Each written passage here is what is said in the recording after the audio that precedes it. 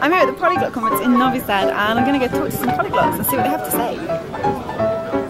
Hello, we're here with Moreza. Moreza, yes. Let me see if I can remember this. Jackie, Jenna, Dominic and Stefano. Julian, hello Julian. Bonjour. Hello, bonjour Lindsay. Josip, who just gave an amazing talk. Zdravate, I'm here with Vladimir. Matthias, we're now here with Diego from Italy. And Manuel, should I speak in, Guten Tag. Guten Tag. So tell me, what languages do you speak? I speak Persian as mother language. My second language is Turkish. I'm proficient to Turkish language, then Spanish language, Russian, good, and French language. These are the languages I know very good, but I'm practicing the 6 other languages too. Bulgarian, and the languages that I speak best are English, German, Scandinavian languages, and Romanian. I speak Arabic, Standard Arabic, and also if you consider Algerian dialect language. Also French, because in Algeria you speak 2 languages. And third is English and Spanish, and I'm learning German and Russian. French, English, Spanish, Japanese, then at a lesser level Korean, and then even under Chinese. Italian, Serbian. I studied German and also English. Languages are, of course, English. Croatian is my native language. I speak Serbian as well. Polish, Spanish, Italian, Russian, Chinese. I'm speaking English. I understand Italian and Spanish, and I know Malagasy language. It's from Madagascar, and that's enough. I'm from Germany. I speak German, obviously. English, Spanish, and on different levels. I speak some Hindi, French, Italian, and some other languages on a basic level. I speak English, Russian, Ukrainian, Spanish, and a little bit Polish.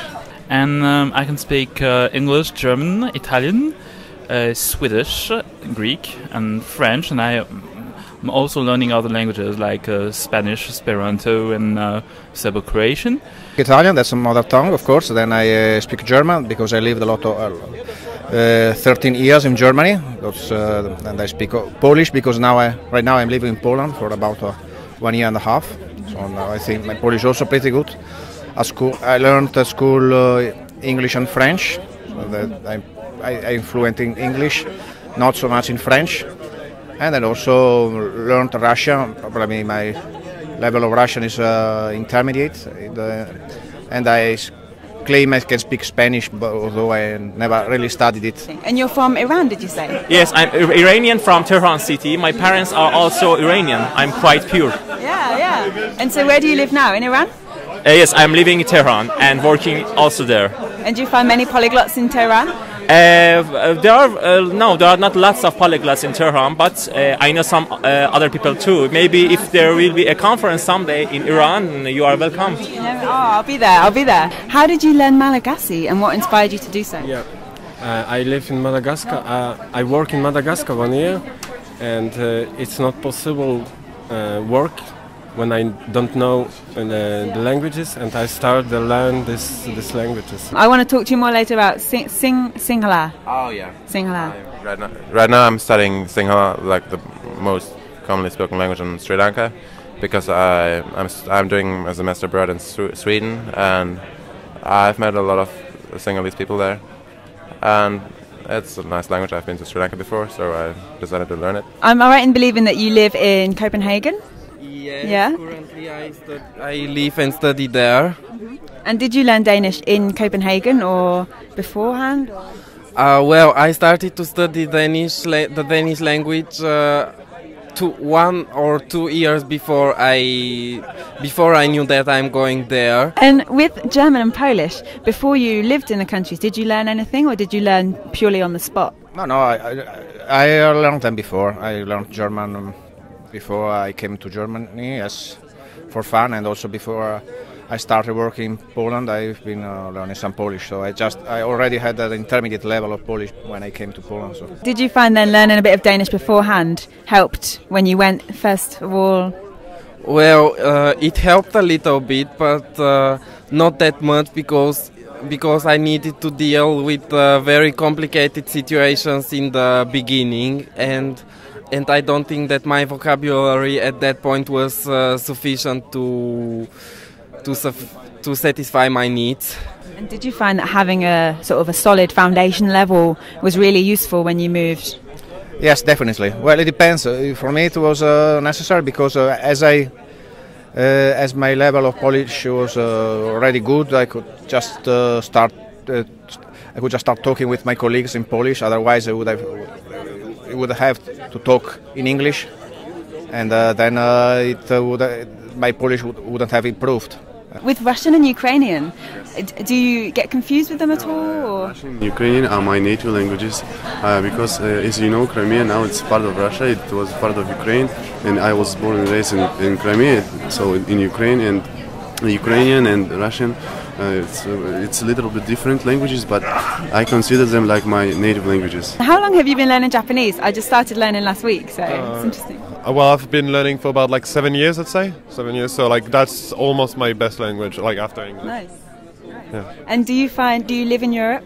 Yeah, I live in France, yeah. How do you learn Japanese in Europe? Well, like basically I lived in Japan for like 6 months before, so I do have quite a lot of Japanese friends. So I practice with them often. I read the news in Japanese, I read books in Japanese, watch movies in Japanese. So basically pretty much everything I do is in Japanese, or like sometimes Korean or Chinese as well. The French in Algeria, is it different to French in other parts of Africa, or? No, I think, yes, it's just a bit different, especially from the French in France. Not because of the grammar of anything, but the way of speaking to people, the way of the pronunciation and everything. What was your first language you learned? Italian. That's my native language. I lived in Italy for 8 years. That's why. I see. And how do you find maintaining all of those languages? Do you feel sometimes like, oh, I haven't done French for ages, or, you know? No, I don't. I've worked as a translator before, so I've made a lot of contacts all over the world. I also have a lot of friends from all the different countries, so we are in constant touch. We speak on a daily basis, either through Skype or in person. How do you find it easier to practice languages? Yes, it depends on you, your personality, your mind, but the easiest way for me is starting from the books, because I never can learn a language without knowing how the alphabets are written. Yeah, without I'm alphabets. the same. I'm a complete book geek when it comes to languages. Yes, of course. I always start with books. I have an opportunity to practice languages in Paris on a regular basis at polyglotclub.com, which is an association that organizes polyglot cafe, polyglot parties regularly. So it's very convenient to speak foreign languages there. My talk will be online. And there, I talk about these Erasmus student exchanges where we meet a lot of people from all these different countries. It's a really great way to practice all these languages. With Erasmus, is it just available to students? Yeah, that's like a student exchange for, I think you do it from your second university year, or your last one. Erasmus is only for Europe though. Mm-hmm. There is a special program called Erasmus Mundus, which includes all other countries like all over the world, but I'm not really sure how that functions since I haven't really met any students on that one. So that's one thing that young polyglots have that's an advantage. Yeah, it's an advantage. Yes. Above older people, is that older people can't do Erasmus. Singing in a foreign language may be a very a good combination of both. There's a karaoke bar here in Novi Sad. Do we need to go find some karaoke to do tonight? I think maybe. Some people say it's better to start learning the language only when you are in the country, but it's for practical purposes. Most of the time it isn't possible. I find it's nice as well to have something when you go somewhere you can just at least read basic words around you and feel a bit more comfortable. I find. Is there anything you'd recommend as a beginner that you look back on and think, I should have done that at the start? That's a good question. I'd say probably like start studying like the Chinese characters as well pretty soon.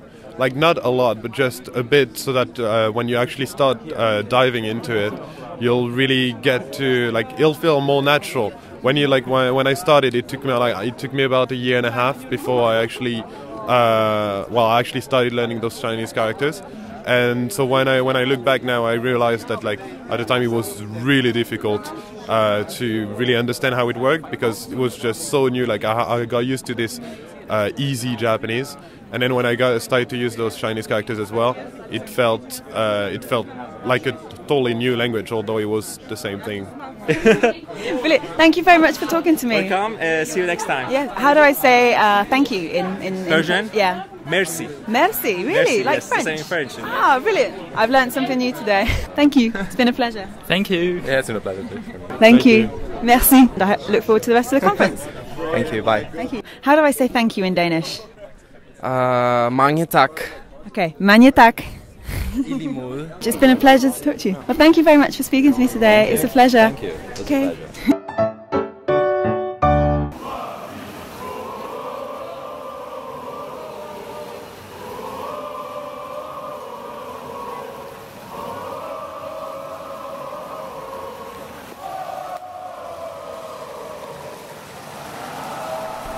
Football fans are the same everywhere, aren't they? I love this. Hey! Salamo!